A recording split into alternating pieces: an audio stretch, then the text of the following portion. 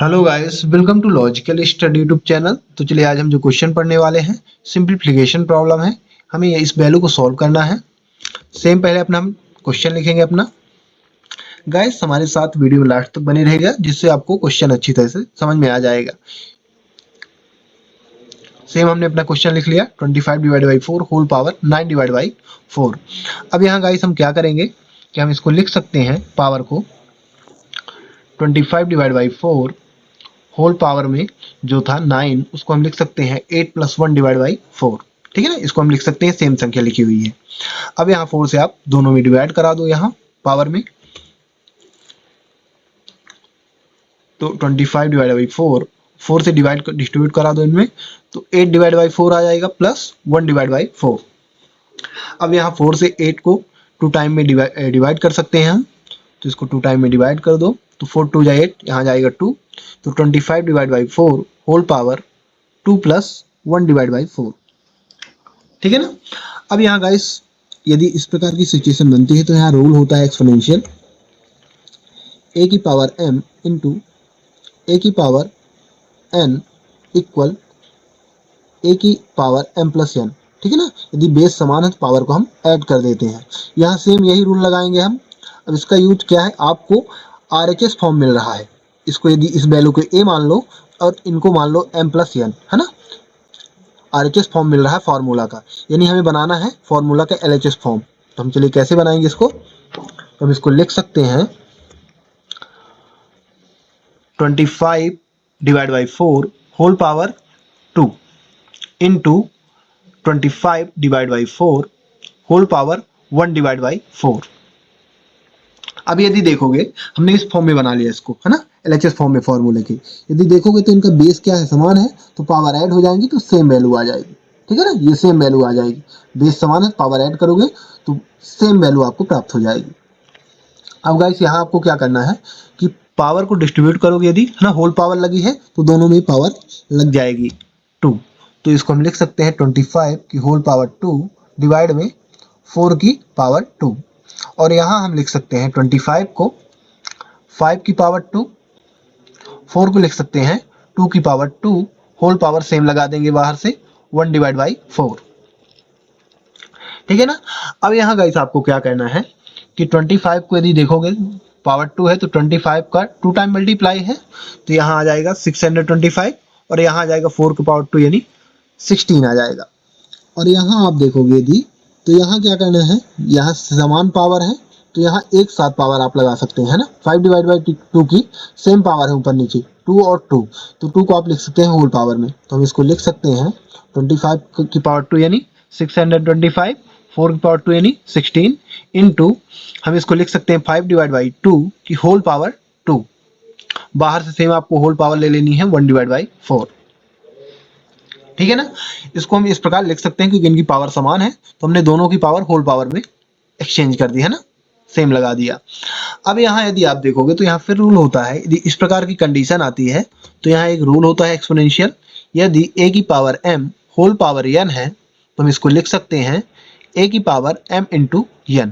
Power का आपस में मल्टीप्लाई हो जाता है, यहाँ भी पावर का आपस में मल्टीप्लाई होगा, तो यहाँ आ जाएगा 625 डिवाइड बाई 16 इंटू 5 की power 5 divide by 2 whole power 2 into 1 divide by 4। ठीक है ना, पावर का आपस में मल्टीप्लाई हो गया, बड़ा ब्रैकेट यहाँ से हट गया। अब इस यहाँ यदि आप देखोगे 2 और 4 कैंसिल हो जाएंगे, तो 2 से 4 कैंसिल हो जाएगा 2 टाइम में, तो 2 2 जा 4, यानी वहाँ यहाँ पावर में बचेगा 1 डिवाइड बाई 2। तो यहाँ हम लिख सकते हैं 625 divide by 16 into 5 divide by 2 whole power 1 divide by 2। ठीक है ना।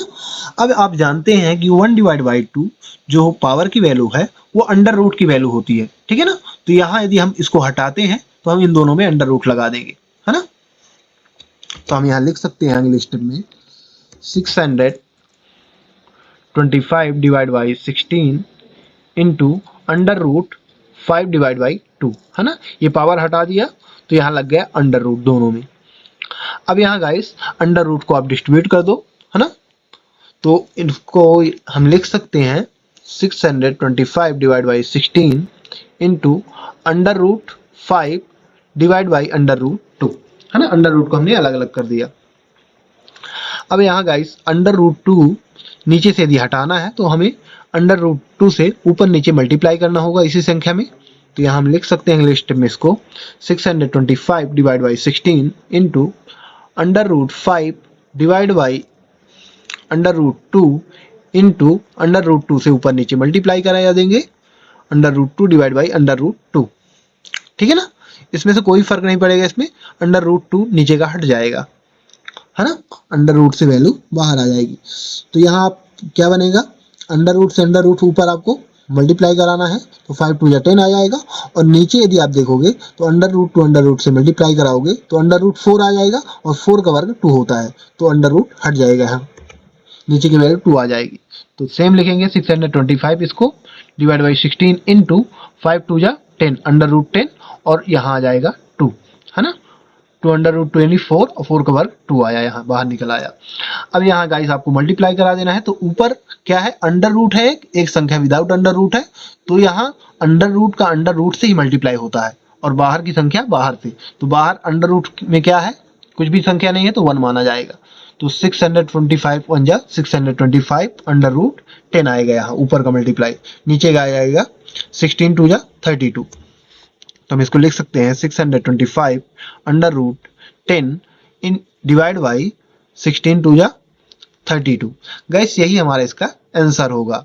फिर इसको ये इस प्रकार भी लिख सकते हैं आंसर को अपने, सेम क्वेश्चन लिखेंगे पहले 25 and divide by 4 whole power 9 divide by 4 equal, same हमने जो वैल्यू निकाली है 625 अंडर रूट 10 डिवाइड बाई 32। यानी हमने इसको जब सॉल्व किया तो हमारे पास ये वैल्यू प्राप्त हुई। गाइस यदि आपको इस प्रकार के क्वेश्चन मिलते हैं तो आशा करते हैं कि आपको ऐसे क्वेश्चन सॉल्व करने में काफ़ी आसान, है ना, यहाँ से समझने को मिला होगा कि हम ऐसे क्वेश्चन को किस प्रकार सॉल्व कर सकते हैं। काफ़ी आसान तरीका है ऐसे क्वेश्चन को सॉल्व करने का। इसी के साथ हम अपना वीडियो समाप्त करते हैं।